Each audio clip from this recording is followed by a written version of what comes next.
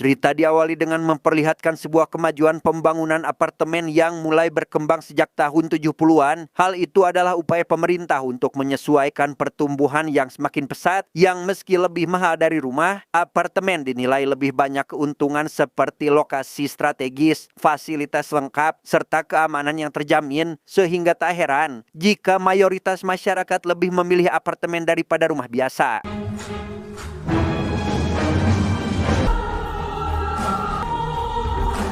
Suatu hari terjadi gempa bumi dahsyat yang meluluh lantahkan hampir seluruh wilayah kota Seoul. Namun ajaibnya di tengah kehancuran tersebut, ada satu bangunan apartemen bernama Hwanggung yang tetap berdiri kokoh dan hanya mengalami kerusakan ringan saja, entah memakai tumba proyek atau memakai semen 3 roda. Namun semua penghuni yang sedang berada di sana dipastikan selamat dari bencana tersebut. 비상전기 뭐 이런 거 없어요? 아니 우리라도 일단 나오게 해주셔야. Meski begitu, gempa besar ini menyebabkan padamnya aliran listrik sehingga pasokan air bersih di Hwanggung nipis, di mana salah satu penghuni dari kamar 602 bernama Mingsun turun ke lobi yang saat itu sudah dipenuhi oleh para penghuni lain, di mana mereka semua meminta pihak pengelola apartemen untuk memastikan kapan bala bantuan datang dan bagaimana nasib mereka ke depannya.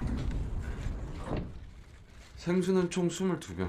Dari lobi, Minsung mendapat 12 stok botol air minum untuk berdua dengan sang istri, di mana sang istri bernama Myung-hwa mengeluhkan jika stok makanan mereka hanya akan cukup untuk 1 minggu ke depan saja. Namun jika membandingkan dengan kehidupan di luar, ia seharusnya bersyukur karena masih memiliki tempat tinggal. 곧 구조대도 올 거고. Dan benar saja, malam itu Hwanggung kedatangan para penyintas dari luar yang sekedar numpang tidur di lobi, unit kosong, atau unit penghuni seperti ke unitnya Minsung. Saat itu, ada seorang ibu yang membawa anaknya bernama Jumong, memohon agar memperbolehkan Jumong yang masih balita untuk masuk karena kedinginan. Yang meski Minsung menolak, Myung-hwa sendiri dengan senang hati mempersilahkan mereka untuk masuk ke unitnya. 이거 돌리면 빛이 더 커지거든요. 제가 보여드릴까요? 네네네. 짠. Dampak dari bencana ini membuat uang cash atau saldo dana tidak berlaku. Para penjual tidak menerima transaksi dengan uang melainkan dengan sistem barter alias tukar-menukar barang seperti yang saat ini Minsuk lakukan. Ia menukar jam tangan miliknya dengan sebuah makanan. Selesai barter, Minsung tak sengaja melihat perkelahian antara penghuni Hwanggung dengan orang luar. Melihat hal tersebut, mayoritas penghuni asli ingin sekali mengusir orang luar saja, di mana kekacauan tersebut bahkan hampir membuat Minsung kehilangan makanannya.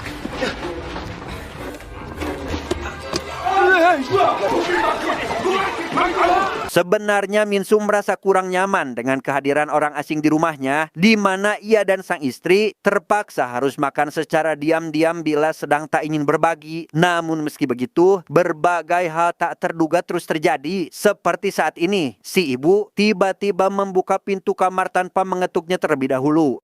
지켜줄 테니까. 뭐 드시고 계셨구나.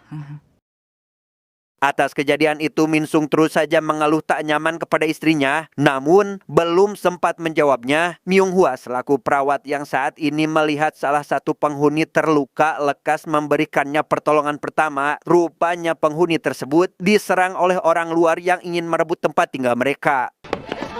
일단 이분 좀 눕힐게요. 의사예요?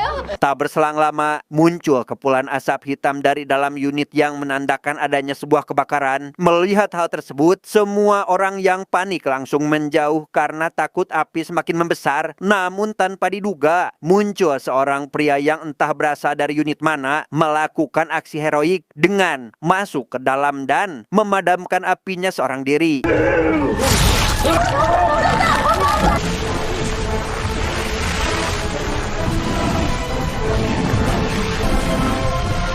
Selesai memadamkan apinya, pria pemberani yang bernama Yong Tak pun mendapat pujian dari seorang ketua dewan wanita bernama Gem-e karena telah berhasil mencegah api menyebar ke unit lain. Di tengah kerumunan tersebut, seorang pria mengenali sosok Yong Tak karena pernah satu lift dan tinggal di lantai yang sama. Sehingga Yongtak langsung membenarkan hal itu, mengaku tinggal bersama sang ibu yang sudah sakit-sakitan. 아까 칼 마른 사람이 집주인인데 Atas kekacauan yang disebabkan oleh orang luar, GME mengadakan rapat tertutup dengan para pemilik asli unit Hwanggung yang dalam rapat tersebut sebagian besar penghuni ternyata mengeluhkan kedatangan orang-orang luar yang dianggap membawa banyak masalah serta menghabiskan persediaan makanan sehingga sebagian besar penghuni asli menginginkan dewan mengusir mereka saja. 내보낸다는 거지. 그냥 나가 죽으라는 얘기잖아요. 이 날씨에. 사람들이 참. Karena tidak semua orang setuju termasuk Myunghwa, GME pun merasa bingung dengan keputusan yang akan diambilnya. Ia akhirnya meminta Minsung sebagai pegawai negeri untuk memberikan saran. Sehingga Minsung menyarankan untuk membangun sistem organisasi dan menetapkan seorang ketua sebagai orang yang akan mengambil keputusan bersama.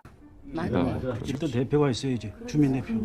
누가 하는 게 Mengingat aksi heroik yang dilakukan oleh Yongtak saat memadamkan api, GME yakin jika Yongtak bukan orang sembarangan dan pantas menjadi seorang pemimpin. Selain memiliki jiwa kepedulian yang tinggi, Yongtak juga bisa diandalkan dan berani berkorban demi keselamatan para penghuni yang setelah diadakan voting, semua penghuni pun akhirnya sepakat untuk menjadikan Yongtak sebagai ketuanya.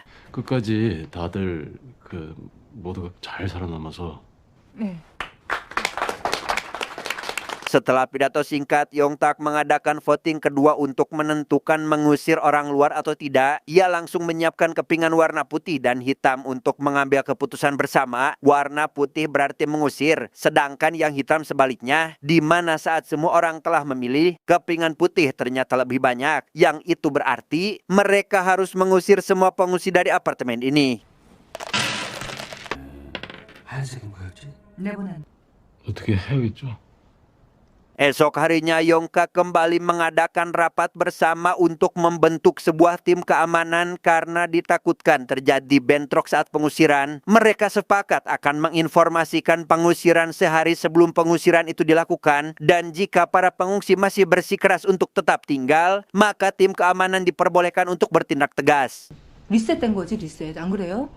내일 뭐 동틀 때쯤 모이면 될 것 같은데. Mendengar penjelasan itu, salah satu anggota yang sebelumnya menjadi ketua keamanan langsung mengundurkan diri dengan alasan kesehatannya menurun. Sehingga di luar rapat, Yongtak langsung menunjuk Minsung untuk menggantikan si anggota yang sebelumnya mundur. Yang meski sempat ragu dengan tawaran itu, Minsung akhirnya sepakat untuk menerimanya demi keberlangsungan apartemen mereka. 잘 좀 부탁합니다.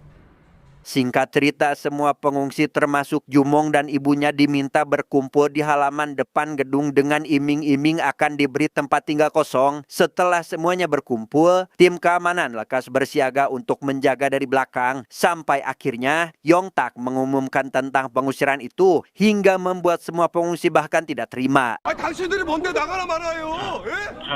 여러분들 들어갑시다. 개새끼들. Para pengungsi yang kesal pun mulai mendorong barisan tim keamanan sehingga terjadilah aksi kerusuhan di antara kedua belah pihak sehingga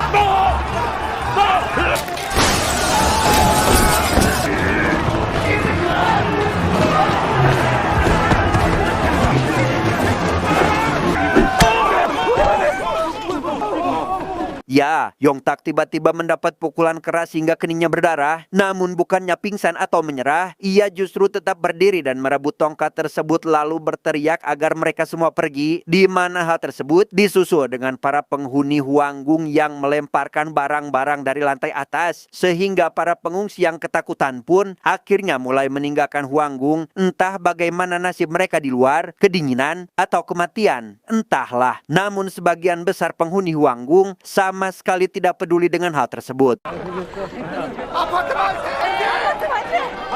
아파트 만세입니다.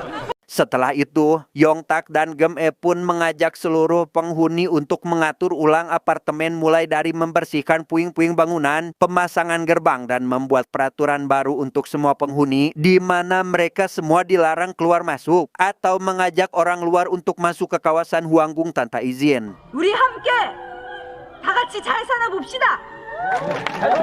Selain tim keamanan yang dipimpin oleh Min Sung, Yongtak kini mulai menambah tim-tim lain. Para penghuni yang memiliki keahlian di bidang tertentu bisa mendaftar untuk berkontribusi, seperti tim kesehatan yang bertugas mengobati orang sakit dan mengatur cara penghuni membuang kotoran. Ada logistik yang bertugas mengantarkan makanan, dan banyak sedikitnya makanan yang akan diterima sesuai dengan kontribusi mereka masing-masing. 610.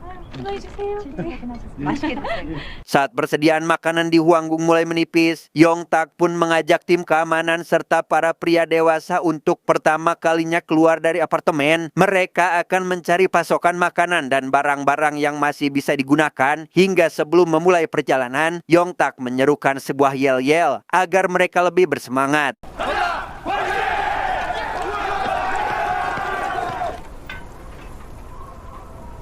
Di perjalanan mereka sempat menemukan beberapa mayat para penyintas yang sudah membeku. Namun selesai pencarian dan kembali ke apartemen, makanan yang berhasil mereka bawa ternyata sudah mulai berjamur dan hanya sedikit yang layak untuk dimakan oleh mereka. Tak menyerah sampai di sana, Yongtak dan timnya terus melanjutkan perburuan dari satu titik lokasi ke titik lain. Namun pengorbanan yang mereka lakukan tidak sebanding dengan hasil yang mereka dapatkan. 이거 먹을 수 있는 건가? 괜찮을 것 같았어. Suatu malam, Yung Hwa tak sengaja melihat Jumong, balita yang dulu mengungsi di unitnya. Ia memanggil Myung Hwa dari seberang di lantai yang sama. Rupanya ia dan beberapa orang luar disembunyikan oleh seorang pemilik unit yang saat itu mengundurkan diri dari ketua keamanan karena ternyata tidak setuju dengan keputusan sebagian besar penghuni yang memilih untuk mengusir orang luar.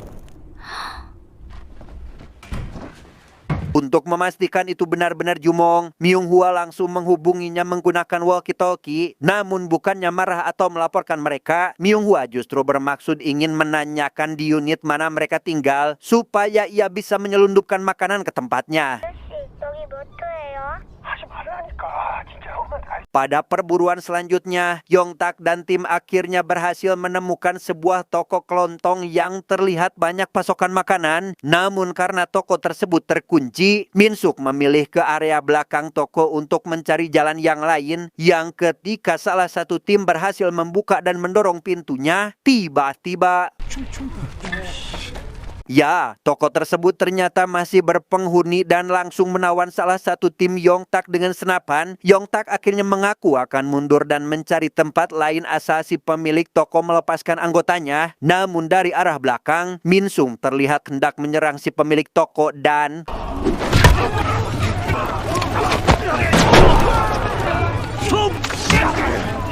Tanpa belas kasihan sedikit pun, Yongtak menghabisi si pemilik toko dengan brutal. Semua anggota tim yang melihat aksinya sangat ketakutan dan tak menyangka jika kondisi dunia sudah mulai menggila, saling menghabisi demi bertahan hidup.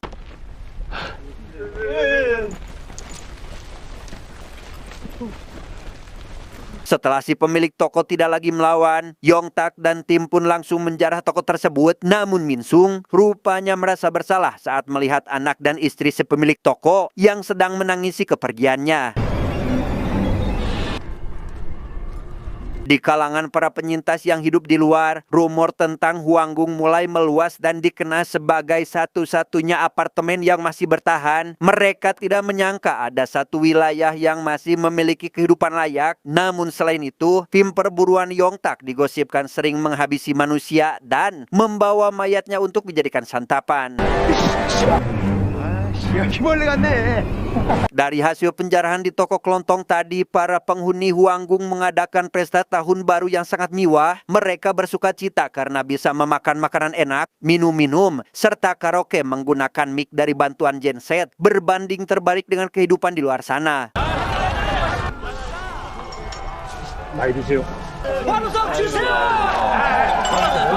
Di tengah meriahnya acara itu, anak dari Gem Eta sengaja melihat seorang gadis bernama Hyewon, penghuni asli Hwanggung yang ketika bencana sedang berada di luar. Ia selamat dan berhasil pulang setelah berbulan-bulan bertahan hidup di luar. Dalam keadaan trauma berat, Hyewon dibawa ke unit apartemen miliknya yang ternyata bersebelahan dengan unit milik Yongtak. Namun saat ditanya apakah Hyewon mengingat Yongtak sebagai tetangga, ia mengaku tidak mengingatnya sama sekali. 1010 여자랑 바람이 났는데 어디서 죽었는지 살았는지 아주 혼자서 기억 살아서 왔네. Atas kepulangan Hyewon, Yongtak pun mengumumkan hal tersebut kepada seluruh penghuni jika mereka harus menerima Hyewon kembali yang merupakan penghuni asli. Kemudian ia melanjutkan pestanya dengan bernyanyi dan berjoget ria di depan para penghuni Hwanggung.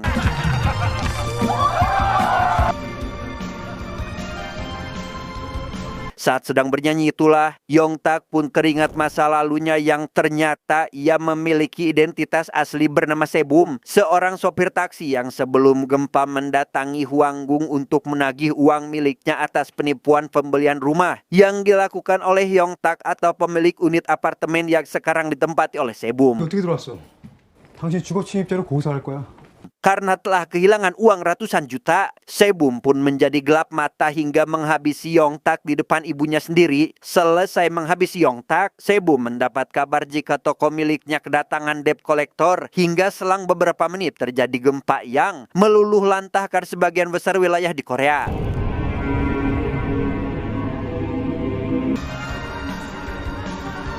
Atas kembalinya Hyewon ke Hwanggung, Sebum mengikuti Hyewon memasuki unit apartemennya. Kedatangannya beralasan akan memberikan Hyewon penghangat ruangan, sehingga pada kesempatan itu Sebum mulai mendesak Hyewon agar mengakuinya sebagai tetangganya selama ini, sehingga Hyewon yang ketakutan pun akhirnya mengaku demi agar dirinya aman.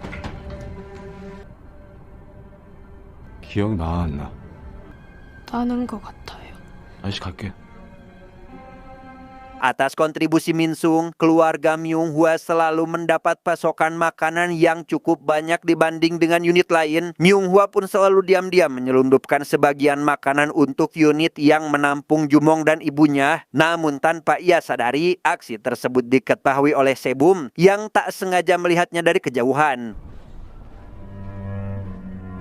Selesai memperhatikan Myunghwa, Hyewon mendatangi tim kesehatan untuk memeriksa kondisinya. Namun di tempat itu ia malah mendapat cemoohan ibu-ibu yang menganggap jika Hyewon selalu bersikap kurang sopan dan tidak tahu terima kasih. Sehingga membuat Hyewon marah dan pergi begitu saja. 딸내미가 영 싹퉁머리가.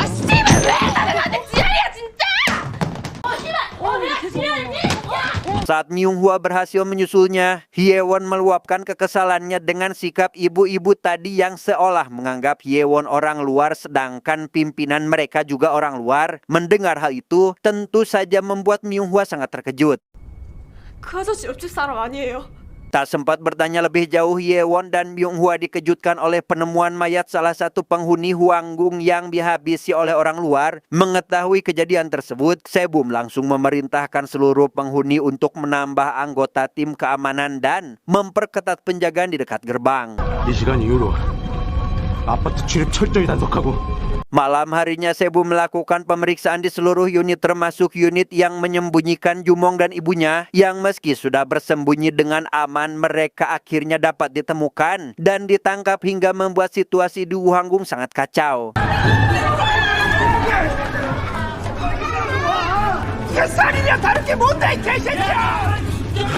Di sana Sebum memberitahu Minsung jika Myunghwa lah yang selama ini kerap memberikan makanan kepada mereka. Minsung pun akhirnya memarahi sang istri hingga Myunghwa memberitahu jika pimpinan mereka itu sebenarnya bukan penghuni dari Hwanggung. 그러니까 누가 그러냐고. 903호 새로 들어오네.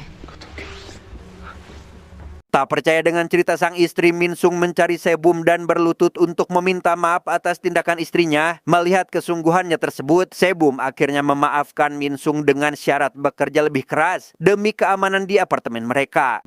앞으로 아파트를 위해서 더 힘써주세요. Sejak saat itu, Minsung memimpin langsung razia besar-besaran untuk mencari orang-orang luar yang masih bersembunyi. Ia bahkan tak segan untuk bersikap kasar kepada mereka dan menandai pintu-pintu yang melanggar aturan agar tidak ada lagi yang mengirimkan mereka makanan. 어떤 가족이 불 지르고 칼로 쑤시고 사람 죽이고 그럽니까? Selesai pembersihan, seluruh penghuni yang melanggar dikumpulkan untuk menjalani hukuman. Dari hasil rapat bersama para pengurus, Sebum meminta penghuni untuk mengucapkan kata maaf sebanyak 200 kali di depan semua penghuni yang lainnya.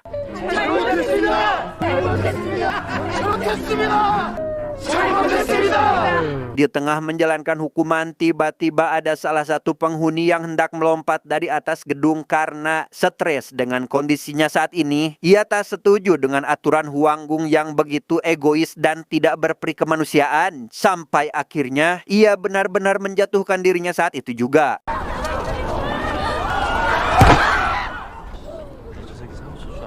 Penghuni yang bundir pun langsung dibakar untuk mencegah mayatnya disantap oleh orang luar, bukan tanpa alasan. Hal itu karena mayat-mayat yang dibuang oleh para penghuni Huanggung selalu tiba-tiba menghilang tak kemana. Setelah itu sempat terjadi gempa susulan yang membuat semua orang berhamburan keluar, di mana gempa susulan tersebut justru mendatangkan air terjun yang melimpah hingga membuat wilayah Huanggung semakin layak untuk ditempati.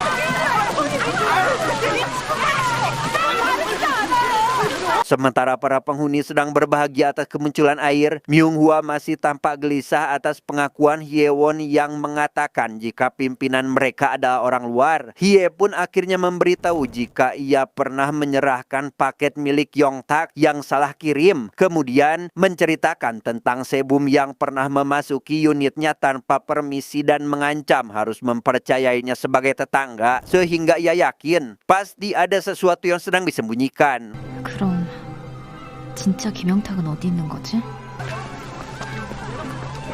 Saat Sebum dan para penghuni sedang mengumpulkan air, ia melihat Myunghwa dan Hyewon berjalan bersama yang tentu membuatnya sangat gelisah karena takut Hyewon sudah menceritakan semuanya dan sedang akan merencanakan sesuatu untuk membongkar identitasnya. Khawatir dengan hal itu, Sebum terlihat melamun dan lebih banyak diam saat sedang mendiskusikan perburuan hari ini. Beberapa anggota tim juga menyadari jika pimpinan mereka bersikap aneh. Namun meski begitu, Sebum tetap memimpin timnya dengan profesional. 나갑시다.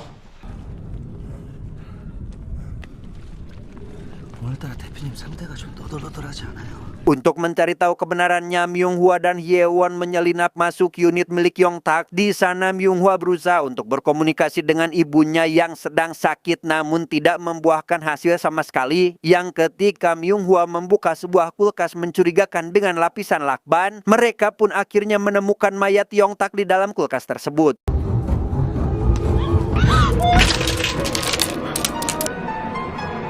Kembali kepada tim perburuan, mereka akhirnya berhasil menemukan tempat yang menyimpan pasokan makanan dan minuman yang melimpah untuk dibawa pulang. Mereka bahkan mencicipi sebagian makanan di tempat itu terlebih dahulu. Hingga di saat perjalanan pulang, Min Sung yang menemukan sebuah jepit rambut pun langsung membawanya untuk diberikan kepada sang istri. Namun, baru saja beberapa langkah melanjutkan perjalanan, tiba-tiba...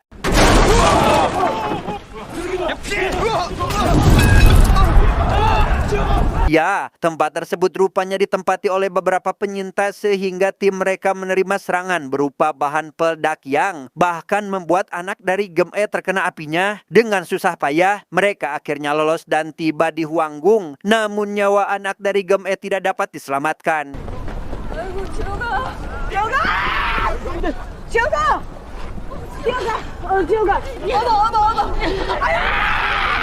Kematian anak Gem-e membuatnya sangat sedih bahkan menyalahkan pada semua tim termasuk Min Sung. Yang di tengah momen genting tersebut, Myunghwa tiba-tiba datang menyalahkan Sebum yang selalu mencari pasokan makanan dengan cara menghabisi nyawa. Ia juga menyerahkan mayat Yongsik yang disembunyikan di dalam kulkas. Awalnya Min Sung tidak percaya karena bisa saja mayat tersebut adalah jebakan. Namun Sebum tidak sedikit pun menyangka dan justru berusaha membela diri jika Yongsik telah menipu dirinya dan unit apartemen sudah menjadi hak miliknya.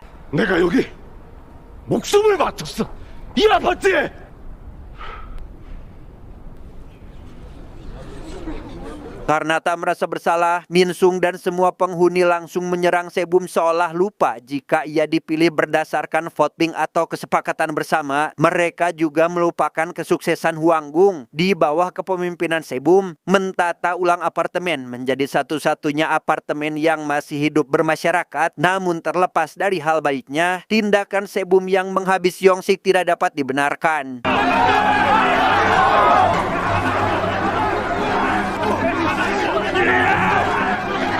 Sadar jika semua ini gara-gara Yewon, Sebum yang hendak diusir pun langsung berlari ke arah Yewon dan tak segan mendorongnya hingga Yewon terjatuh ke dalam pembuangan sampah. Tindakan Sebum yang sudah dianggap gila pun membuat Minsung tak tahan lagi untuk menghabisinya. Namun ia tak bisa melakukan hal itu kepada orang yang selama ini berjuang demi penghuni Hwanggung.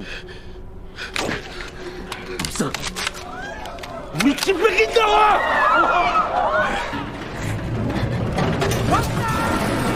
Bersamaan dengan itu, para orang luar tiba-tiba menerobos pagar dan menyerang Hwanggung. Sebum pun langsung menyadarkan semua penghuni agar bersatu dan menahan serangan itu. Namun mereka memilih untuk menyelamatkan dirinya masing-masing.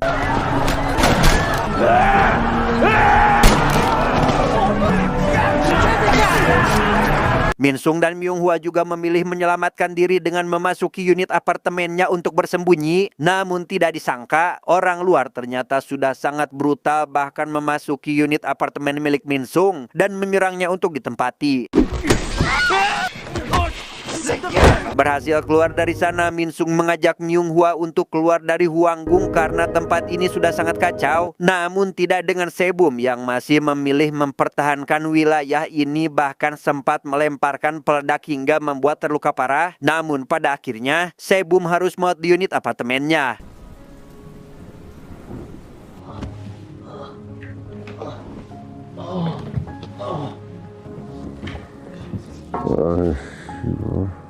Singkat cerita, Minsung dan Myunghwa terlihat sedang mencari tempat untuk berlindung. Setelah berhasil menemukan lemari untuk alas tidur, Minsung yang kondisinya semakin lemah pun meminta maaf karena ia tak bisa menjaga Myunghwa. Ia juga memberikan jepit rambut yang ditemukan saat berburu pasokan makanan. Namun setelah Myunghwa terbangun di pagi hari, Minsung ternyata sudah tidak bernyawa. 김민성.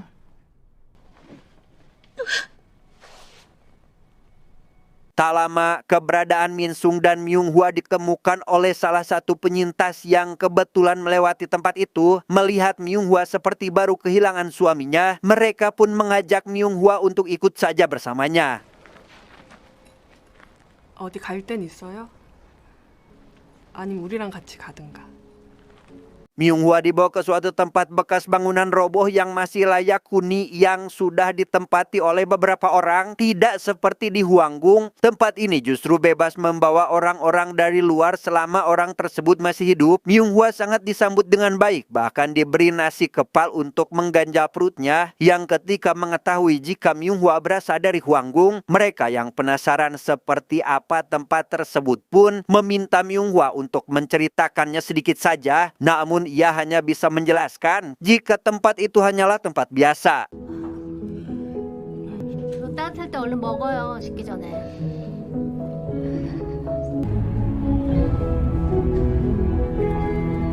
Tamat, endingnya sangat memyunghwakan.